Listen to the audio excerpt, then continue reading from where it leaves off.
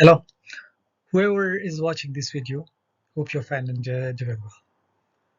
Through this presentation, I'm delighted to walk you through my portfolio reflection for the Business Building Insights module. And this is centered on developing strategic recommendations for Procter in Gamble's workforce restructuring. My name is Nazif Siddiqui. Agenda in the modular overview. I'm going to structure my presentation into three key parts. First, I'm going to demonstrate how my portfolio meets each of the module learning outcomes. Second, I'm going to discuss the direct relevance of this portfolio to my future career aspirations in strategic leadership and advisory. And finally, I'm going to outline a forward-looking plan for professional development in areas beyond the scope of this module. So let's dive in. Well, the first two module learning outcomes are about applying evidence in theories and critically evaluating diverse data sources. My portfolio as a whole meets these by tackling a proactive future risk problem for a PNG and not a current crisis. I applied bulletproof problem-solving frameworks, defining the problem, disaggregation, prioritization, work plan, analysis, and synthesized conclusions. It wasn't just a generic process. It was more rooted in established management theories. For instance, I used survival syndrome to analyze morale risks, Harvard's motivation theory to design engagement strategies, and knowledge management principles to structure a mentorship solution. This, as a combined whole, ensure my recommendations were professionally sound and not just intuitive. And for evidence purpose, I became more creative. I couldn't just call the PNG CEO for confidential data. So I kind of collected primary and secondary data. Primary data directly from sources, and secondary data, the literature, the case studies, I combined them and use it as a triangulation to look at the, in combination with the primary sources, to look at the problem from every possible angle and to make my case as robust and credible as possible. Module learning outcome 3 in 4 focus on evidence design and professional communication. With no access to, as I mentioned, PNG's proprietary data, I had to be strategic. Facing the lack of internal data, I couldn't just hope for the best. I built a detailed work plan for each potential solution. I asked, what question do I need to answer to add more insight to the already hypothesized solution, like a kind of muscle to the bone. Then I also went for where can I find that specific data, and well, of course, answering the question, I needed the data and how will I analyze it, that analysis technique. So this discipline was like a kind of a blueprint over everything. For communication, I knew a 60-page report needed a powerful one-page synthesis for leadership. The leadership or the board of leaders, they don't have like days to spend it on specific project or a specific report. It should be concise in one page, as succinct as possible. So I had to master the pyramid principle. This allowed me to condense the entire analysis into one governing thought, resolution, situation, and complication. And then the pyramid structure followed a powerful top-down narrative approach by 2 arguments, 4 insights, and then actionable 4 recommendations. This structure ensured my message was clear, logical, and impactful. And to be honest, it's one of the best executive communication frameworks I've ever used or I've ever seen. And finally, module learning outcome 5 and 6 are about reflection and independent learning. Well, to say it freely, this wasn't easy. It was really difficult. I had real challenges, for instance, applying a bulletproof problem-solving framework to a future risk, not a current fire or problem. And it was quite tricky and difficult. The data limitations, they were frustrating, and learning the new frameworks such as pyramid structure, I mean, they took a lot of late nights and 6 or 7 time revisions.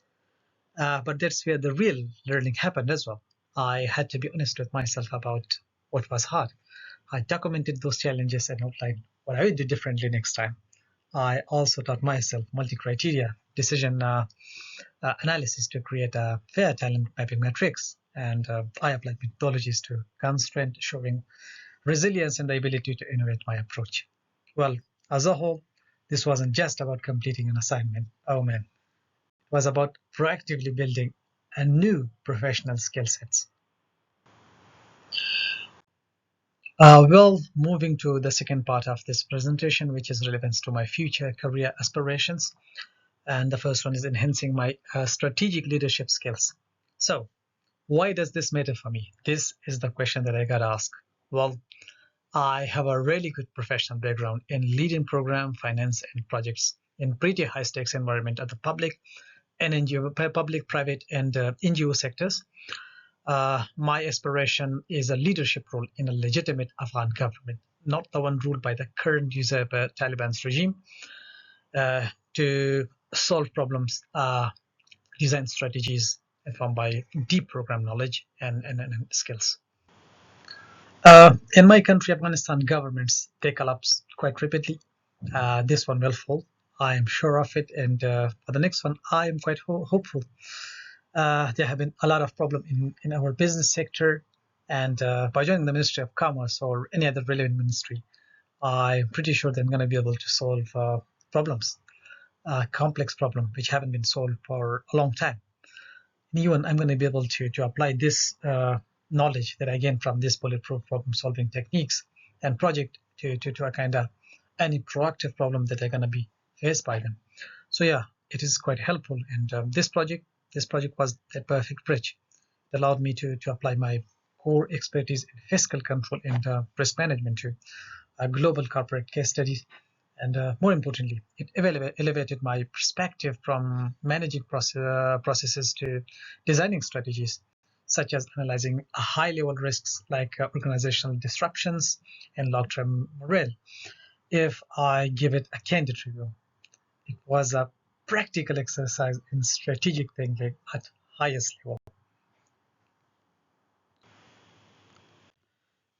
Mastering strategic advisory. If the circumstances don't allow me to achieve my primary goal, I'm going to focus on my second goal. And I also see myself in strategic advisory or consultancy to guide organizations through complex transformation. This project felt like a full-blown consultancy or consulting simulation. I used the frameworks, I built a data-driven case, I learned how to persuade with evidence, and I packaged it all in a way designed to drive a decision. This gave me a real taste of that end-to-end process from diagnosing the problem to standing behind final recommendations. And the journey itself was incredibly validating. And the third one, applying my expertise to real-world impact. My ultimate aspiration is to lead data-driven organizational changes in Afghanistan, or if not possible, anywhere else. This project proved I can do more than managing programs. I can really much design transformations as well.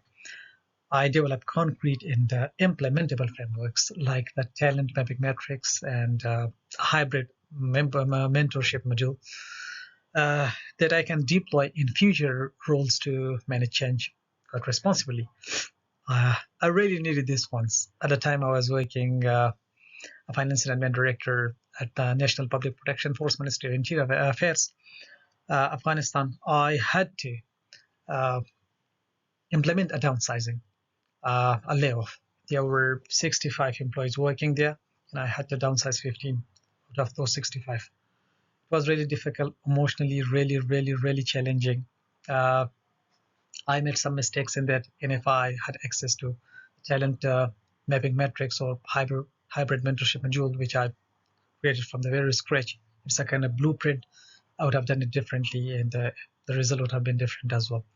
But overall, this project enabled me with this, and after successfully completing this portfolio, now I can say this with 100% surety that I can apply a global mindset to complex and multinational problem.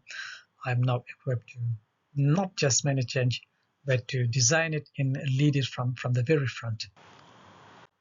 Uh, Now moving to the last part, which is development need not met by this module. Uh, a crucial part of this reflection was identifying where I still need to grow. This project reveal three key gaps. The first is in advanced primary data analysis. While I became an expert at triangulating primary with secondary sources from the websites and reports, I never actually designed a survey or conducted a live interview, which was really important. In a real consulting role, you can't just rely on published data. You gotta go and find out and get the truth from employees, customers, and other sources. The first-hand data, it matters a lot. Well, it's not that I have never interviewed in my career. I was a member of interview panel for like 3 years, conducted many interviews, but they were all for recruitment and they weren't for research purpose. So my plan for this is to pursue formal training in quantitative methods and actively seek out projects that require me to conduct ex- executive and exclusive interviews on focus group and be more active in that field. Well, the second gap is in implementation and change management. This module was fantastic for teaching me how to design a strategy, but it didn't cover the messy reality of implementing it. How you manage resistance, build buy-in, and track the ROI, return on investment over time. And a great strategist also has to be a great change leader. It doesn't work one way. Well, personally, it's not that I have never implemented projects. I have implemented many projects. But the scale of this one is massive and it requires a set of superior skills and a lot of implementation work and experience. To bridge this gap, I need to get certified in proven framework like ProSheet, ADKAR, and I'm going to seek rules that let me lead a transformation all the way from the very beginning till the end, from the whiteboard till the finish time. And the third gap not covered by this module is executive presence. I mastered written communication in this report, but career aspirations require mastering verbal persuasion as well. The ability to confidently defend your idea in high pressure boardroom meetings, handle challenging questions, and truly influence senior leaders in real time. Well, I have plenty of experience in director level board meetings. It's not that it's something new for me, but truly convincing them to implement whatever you want, whatever you're looking for is thoroughly something else. It requires a lot of practice and technically capability in these sort of things. To bridge this gap, my plan is I'm going to join Toastmasters to practice regularly. I'm going to also volunteer for every senior presentation opportunity I can get, whatever organization I join in the future. And even I consider working with a coach to refine that executive presence. For me, identifying these gaps isn't a weakness. It's a whole point of reflection. It's given me a clear and actionable roadmap for my continuous development. To wrap it up, this portfolio was more than an assignment. Actually, it was a catalyst. It successfully integrated MBA theory with rigorous practical application. I demonstrated advanced skills in problem solving, analysis, and communication.